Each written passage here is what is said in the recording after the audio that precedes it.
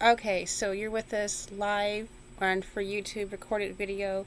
I'm the host, the tour guide. Thanks so much for tuning in for September 23rd, 2022 for our Social Causes Friday. This one's going to be a little bit lengthy and a little bit heavy. So I definitely apologize in advance for the duration, but this is going to be a very heavy topic. I don't really like to get into it, but it's something that needs to be talked about. So let me get off of this connection really fast. Sorry about that. Okay, so at any point in time you're consuming this content, though, I can only hope you're doing well. Thank you so much for joining us. So, again, like I said, a little bit of a heavy topic. We're talking about the passing away of an Iranian woman, 22-year-old Masa Amini. She was beaten into a coma and then essentially became unalived due to her injuries for not wearing her hijab or her head covering by the morality police. So, this is something that I've been familiar with what takes place in other countries outside of the United States for a while. I tried to do a lot of history and studying of these subjects. So, hearing the story was very, very upsetting and alarming, and I'm very sorry to hear about her passing. Again, if you're just now tuning in, 22-year-old woman, she was beaten into a coma and then succumbed to her injuries. She passed away, and this was done by the morality police in Iran, and right now the country's going through protests right now. And this happened a few years ago prior, a different type of protest. And I'm getting a lot of information through social media about what's happening. There's this gentleman that I follow. He lives here in the United States. He's from Iran. And he has expressed the need for peace and unity, to do away with the forced hijabs and not to make women wear them. So this isn't just, it's people have been talking about this issue for a very long time. This isn't new. And I'm very upset again to hear the details of this passing, but I needed to kind of share, I guess, the history lesson and put some things in perspective for people. I know it's going to be, again, a very, very heavy subject, and you're going to think, what does your experience have to do with any of this, and why should we listen? So this is why it's going to be a lengthy discussion. Why should you listen to me? Well, okay, so let me just start with the first segment here. So what led me to feminism in the United States? So essentially, let me give you the backstory really fast. I was a feminist. I thought men were oppressive in the United States. I did not like the idea of listening to men, did not like the patriarchy, hated them. I told myself I would never date a Navy guy. So let me backtrack a little bit before I had this mindset. Once upon a time, I loved the idea of getting married and starting a family and all that cliche stuff. I made a Navy guy. He got my attention, essentially fell in love with him, became infatuated, essentially. And what happened was, after I had already developed all these feelings for him, I didn't know that he was married to a Russian immigrant. So it was a fraudulent marriage. He wasn't in love with the woman, but she wanted U.S. citizenship. And instead of breaking up with him and saying, no, I'm not going to participate in this, hey, you're definitely going to appreciate this one. I still continued to date him, even though he was in that fraudulent marriage. Long story short, I ended up getting pregnant, and then he has to go on a boat debt, and then I end up having an abortion. So that was the beginning of a downward spiral. I ended up cheating on him. It was a bad experience. So he found out, of course, came back. We split up. I got with another gentleman, had another pregnancy and abortion. So I had 2 in 1 year. And then by that point, I just completely became a different person, and I went on a downward spiral. So in short, at one point in time, I was really absolutely in love with the idea of marriage and being with a good man. I had, the 2-year engagement thing, plan out this big wedding, had all these great big plans. So I started going into the dating scene with a jaded perspective, and I would put my best forward. I'd always give guys what they wanted. Just, as a young woman, you get the mindset partly from media, from the music, from the movies we watch, the TV shows we watch, but we have this notion, this I don't even know what you'd call it, this warped mindset about how to make essentially a guy happier. What does a guy want? So I had all these jaded thoughts and perspectives, and I thought, hey, if I give a guy what he wants, put my best, if I'm willing to offer myself, my whole body and everything, and give him exactly what he wants, then he's going to see how much I really care for him, how much I'm down for him. A guy is going to want to be with me, because if I'm willing to give him my whole body and everything, then he's going to see how much I love him or I'm devoted to him. And that's not reality. It's not reality. Whenever you do that, a guy's just like, nope, you're disposable. You're easy. You're just another, what. So I got extremely heartbroken over and over. I got to the point where, okay, so 2 abortions, guys are liars, they're manipulators, they cheat, they're unreliable.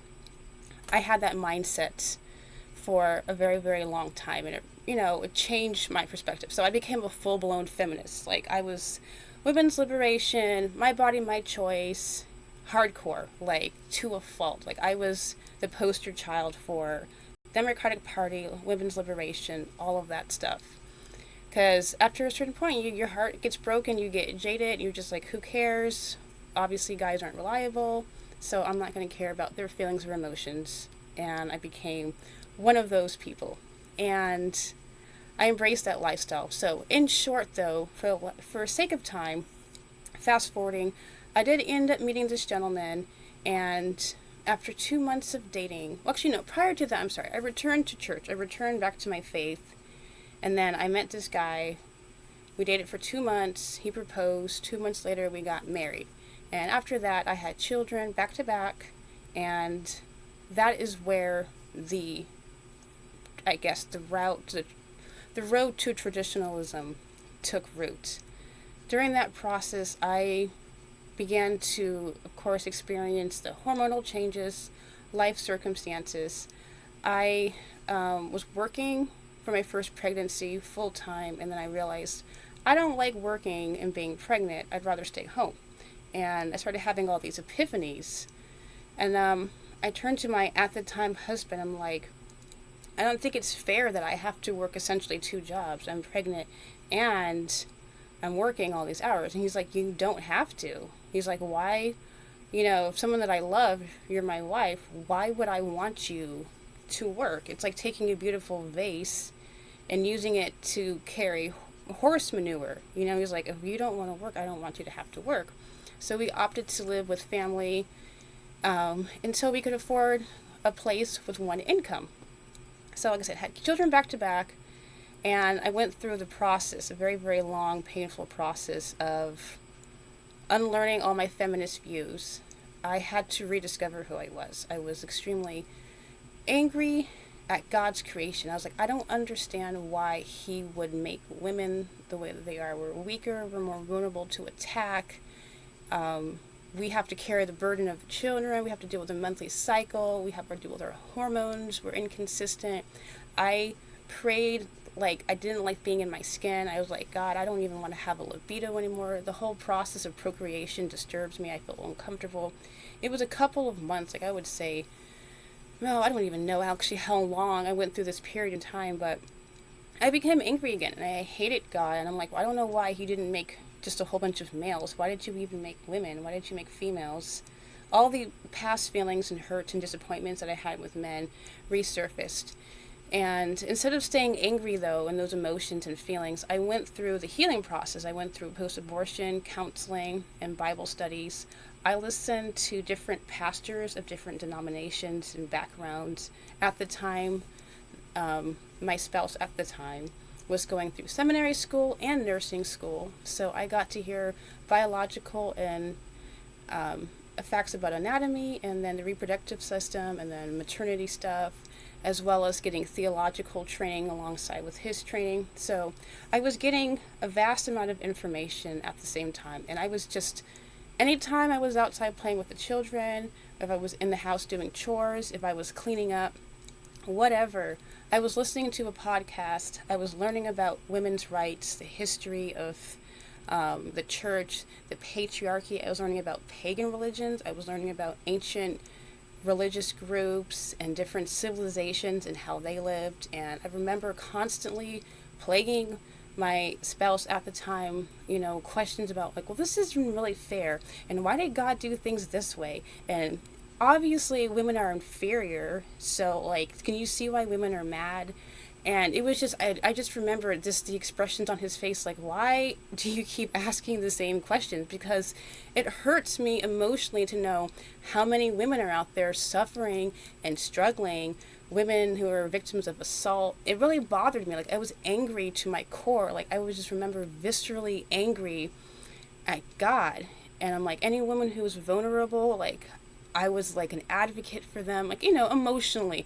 I remember I'd wake up in the middle of the night crying for parents who had lost children. I would cry for victims of trafficking and children that were missing. And I would cry in the middle of the night. I'm just praying and pleading with God, like, Lord, please help me to help these children and help these women. Like, I went through, I don't even know what it was, a period of time where like anything that came up with women's issues, like it was on my heart and it was on my mind and it affected me so much, where probably wasn't always the nicest person around. I was an emotional basket, So I got over that period in time, but after all the research that I learned about abortion and women's rights and their true meaning of pro-choice, I also studied about the heavy stuff, about extreme Islamic groups and militant groups, people that do, I don't even want to use the words, I probably can't use some of these words, gang assaults, forced labor, adult labor. I learned about the history of some of these groups and what's happening in modern day society. You get a lot of the extreme groups that come into communities, Western communities, as immigrants. And then there's a spike in assaults and spike of women getting hurt and attacked and victimized. So I was like beginning to see like there's a lot of these problems going on in society. Where is it stemming from? Like, what is the root cause? So again, continuing doing research, studying, I feel like it's necessary to share with people like all of my new discoveries. Like, I had, again, another epiphany. I had an awakening where I'm like, I understand why God had planned things out a certain way. The role of the man, the role of protector, the role of woman, like, we were, in his eyes, in God's eyes, supposed to be the most prized and valued thing in a man's life. We were supposed to be his completion, his perfect mate. Like, the objective for Adam was to have a perfect garden, a perfect home for Eve, and just enjoy life together. Just have this perfect existence. And fortunately, we have people who have greed, selfish motivation, selfish intentions, and things don't work out the way that they're planned. We do see examples of things working out when you've got love and respect and mutual respect, and it can work out. But oftentimes in history, what we're seeing is like women have been mistreated, they've been hurt, they've been abused, they've been neglected, they've been forgotten. And how do we stop this vicious cycle? When do we get to the point where women are treated equally and fair and don't have to live in fear? So we had a great system. There's been civilizations where that has been possible. And the United States has done, for a great duration of time, we've had that. I mean, there's always been the push and pull of the different laws and oppression of women. There always has been. And we've been trying to fight this for a long time. And I don't want this to go into a long debate back and forth of like, well, what rights have we had? We've had to fight for everything. The thing that's going to be difficult for most people to realize, even for myself, and I'm telling you, when I went through this period of time where I was trying to get all the answers, it was very, very difficult for me to realize that There are good, loving men out there who want to protect their spouses, their women, and I don't want to see any harm. And when we have moments where women are separated from their spouses, that's when a lot of problems. So I talked about the industrial complex, the Industrial Revolution and its consequences, when we started to take the fathers out of the households and then they were taken out into wars. These are some things that have disrupted the family dynamic. So there's lots of contributing factors in history that have attributed to the mismanagement and the misuse of females and their safety and well-being.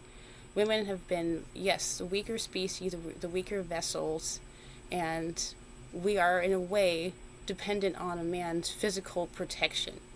So this is kind of where it transitions and trickles back to this issue with what happened to this woman. She wasn't in a proper dress code because of the morality police saying that she needed to keep her hair covered.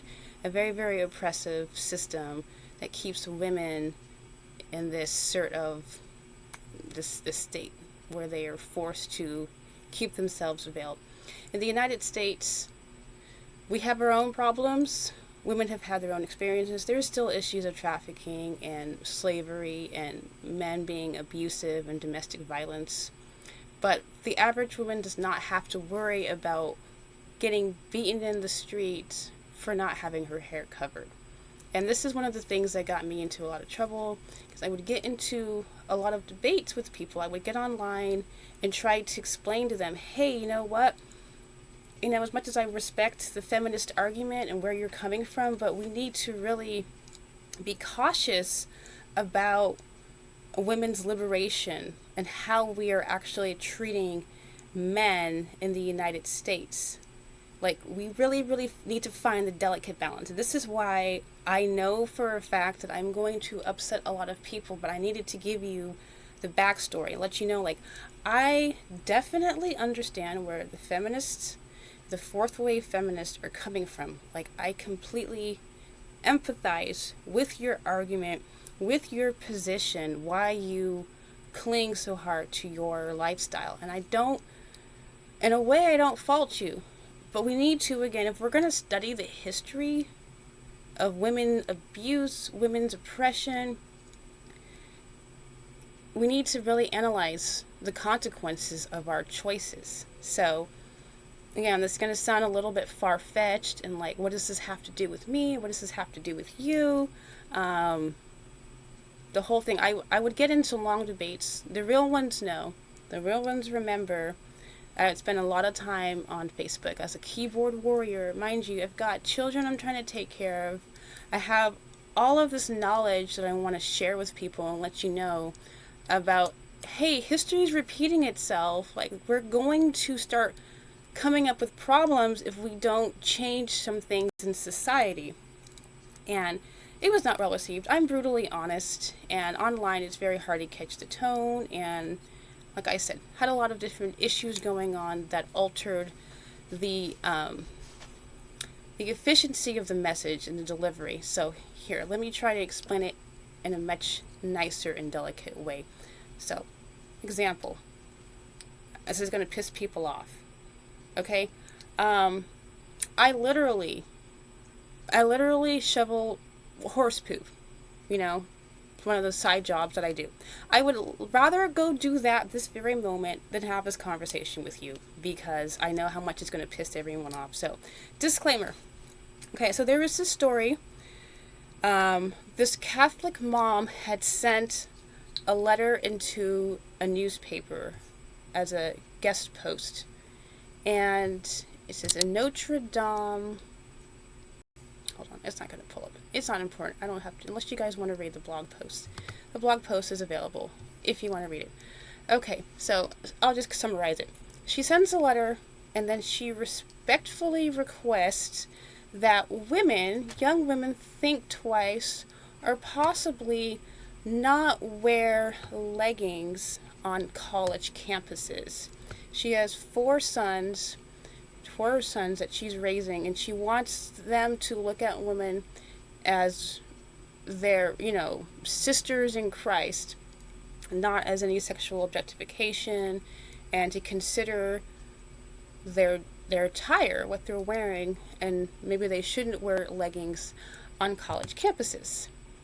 She was encouraging them to dress modestly.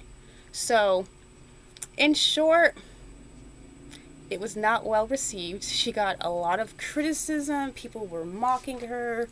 They protested what she was suggesting and had a leggings pride day on campus, saying that, her sons need to learn self-control, or what she's doing is she's perpetuating our culture, the R-word culture, that she was victimizing these women, saying that, it's their fault for wearing what they're wearing, or saying, accusing her of saying, well, if someone gets assaulted, but then are you saying it's because she was wearing leggings, like it's her fault? Isn't the guy's fault? They're just bringing up every single argument to completely dispel what the point of her message.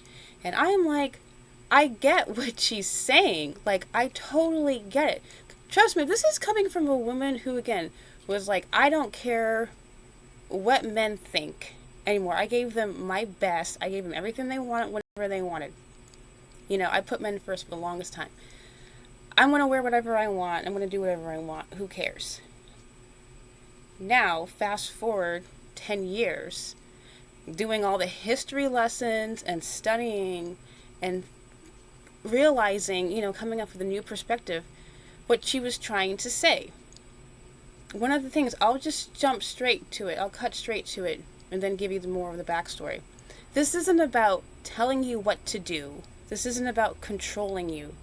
Okay, we're not the morality police that's going to beat you in the street because you don't have your hair covered. This isn't what this is about. This is the polar opposite. This is to prevent that from happening. This is to protect you. This is to give you the information that, as a collective group, when you've got a mass amount of people doing the same thing, you are fueling this beast. You're fueling this fire. You're adding fuel to a fire that's going to engulf and enslave everyone. It's called sexual perversion. Okay? There is an extensive amount of sex addiction, pornography addiction. The fourth wave feminists who push sexual liberation, you are providing a service, and if you can do it safely and respectfully, congratulations. But what about the people who can't afford a sex worker or don't want to pay for one? Where are they going to go? You are completely pushing out sexual energy, sexual attention. You're wanting people to look at your figures, to stare at you, to see your beautiful figures. And I believe women are absolutely gorgeous and stunning and beautiful creatures. So much so, I don't think any man deserves to see you that way. Like, I don't think any man deserves to see a second of your beautiful figure, of your beautiful skin. I don't think any man deserves that. And I'm not saying you have to wear a hijab or a head covering, but I do believe that you should value and treasure yourself a little more and realize there are perverted guys out there taking mental advantage of you. If they already have a perversion, an addiction, you're fueling that. And I'm not trying to blame anyone and say, oh, it's your fault you got. No, this is not what this is about. But you don't know the headspace, the mental mindset of some of these people who are around you. Once you get to a certain point of addiction, it becomes more violent. Like, the content becomes more intense and more extreme.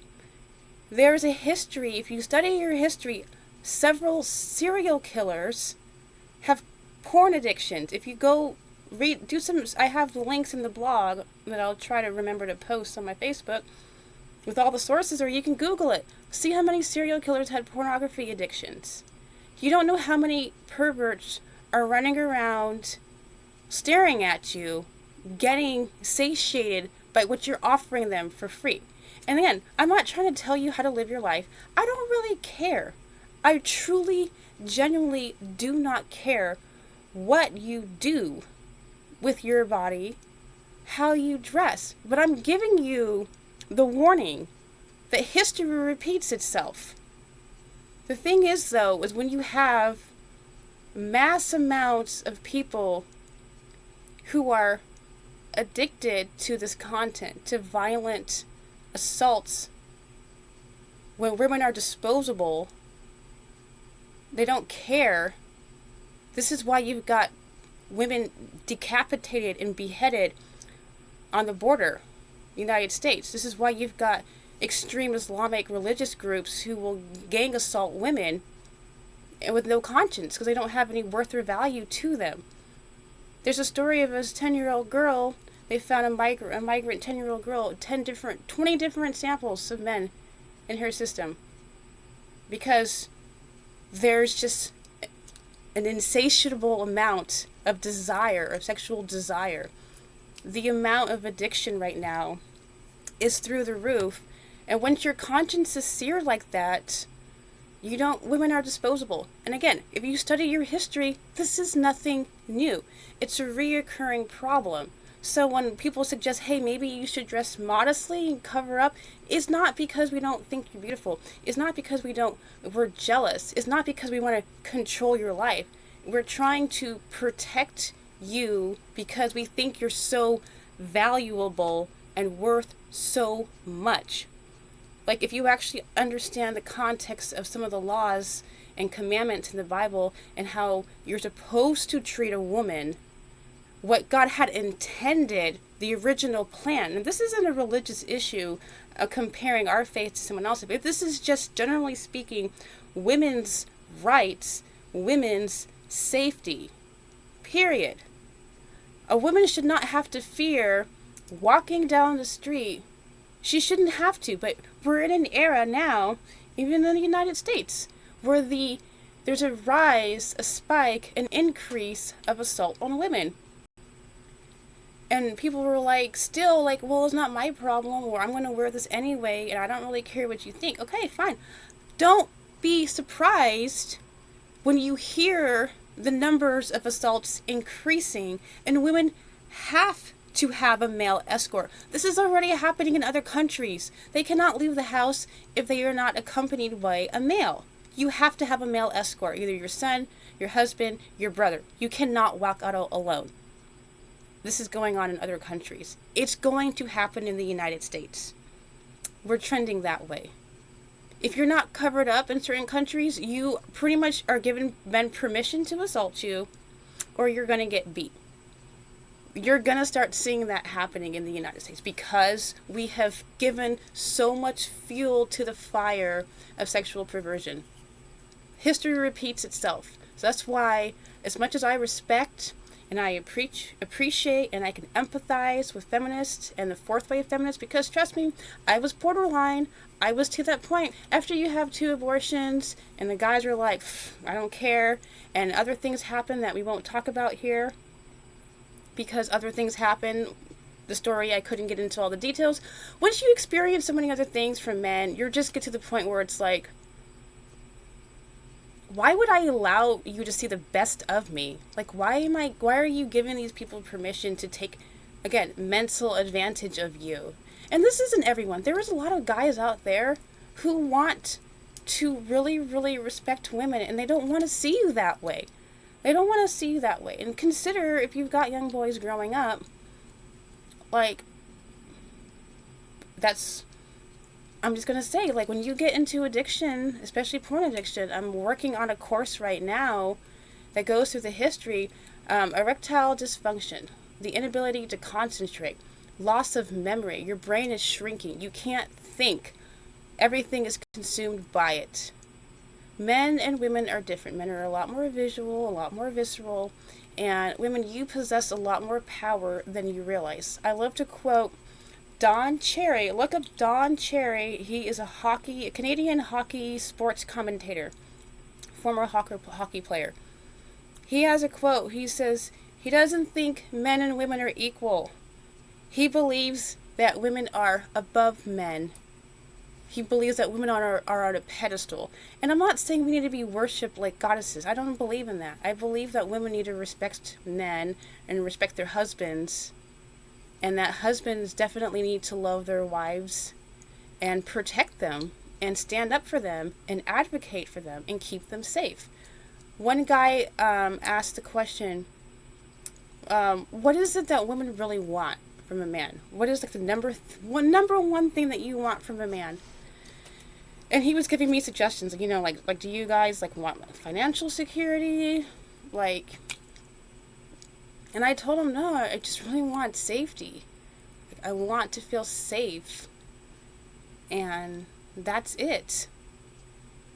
Like, I would love to go travel and do things, and a lot of people are encouraging women to do things by themselves and be single and independent, and I'm sorry, I don't have that mindset. I guess you want to call it the mental illness of codependency, but I'm just being real, like, I will never be fully comfortable doing these things. Never feel fully comfortable. Like, it's sad that you have to worry, am I going to get drugged? Am I going to get kidnapped? Am I going to get hurt? And I think that's one of the reasons why, like, why did you marry so quickly? There's a couple of reasons why I got married so quickly. But one of them was simply plain and simple. I was done playing that game. I was like, I'm not going to play this game anymore. There's a lot of women out there who started out as innocent young girls who just genuinely wanted a guy to love them for who they were. And they got their heart broken one too many times. They watched too much of the feminist movies, TV show, and music. And they say, well, screw it. If guys can get away with doing this, well, I'm going to do it too. And unfortunately, it doesn't work the same way. There's the differences in the genders. Guys will really, really look down on you if you have a high body count, but they'll still get a woman despite how many partners they've had. There was one post I saw recently. This woman shared that she had this guy come over, she cooked for him, she put out for him, she paid for his Uber, and then she blocked him. And she's like, yeah, we're beating these men at their own game. I remember having a similar mindset, thinking, you know what, I'm not even going to give them the opportunity to disappear on me. Like, I don't even know. I have no expectations. I have no faith that you're going to stick around. Again, guys have a better chance of finding another woman, whereas women, if you had the same, I guess, body count, they will just look down on you. It's not the same. And I've done a lot of research right now. Even professional adult entertainers, female adult entertainers, they get harassed and bullied for their type of work, and they have the highest suicide rates. Their average life expectancy is like the age of 37, and a lot of them OD, and they're severely depressed. But things we don't think about, the mistreatment of women. So this subject matter is really about safety, women's rights, the oppression. There's so many layers. I could spend at least an hour on each subject, but I wanted to give you a quick overview, let you guys know that, again, like, no one's telling you what you can and can't wear, what you can and can't do, but please be mindful of time and place. If you're, like, at a learning institute, like if you're going to school to worry about education, possibly consider the intention you're bringing only in respect to, there's people out there, there are men out there who don't want to be sexually tempted. They don't want to look at you in that way, but they have no choice because that's what you're presenting. And then you've got people out there who are just enjoying the show, taking advantage of you, which again is fine. But once you start seeing the increased number of assaults, you'll be thinking, like, where is all this coming from? Why is there a spike in sexual assault? Why is there a spike in violence? People coming in from the border, people coming in from different countries who have a different mindset of woman and their value and purpose in life. and what you're providing for them online, and what people who are addicted to it want, and what you're presenting yourself in public, it all adds up. And again, study your history. That's all I have to say about that. And I know, like, I'm going to piss some people off. I understand leggings are so comfortable. You have a beautiful figure. Yes, I know that. Trust me, no one's jealous, okay? We're proud of you. The Christians are like, yeah, girl, get it. I love Ludacris's quote, I want a lady in the street and a freak in the bed. I love it. I absolutely do love it. It's a beautiful thing. Marriage is a beautiful thing. Sex is a beautiful thing. God's designed it. It's great. It's great. But I'm just big on learn time and place, study your history, consider modesty.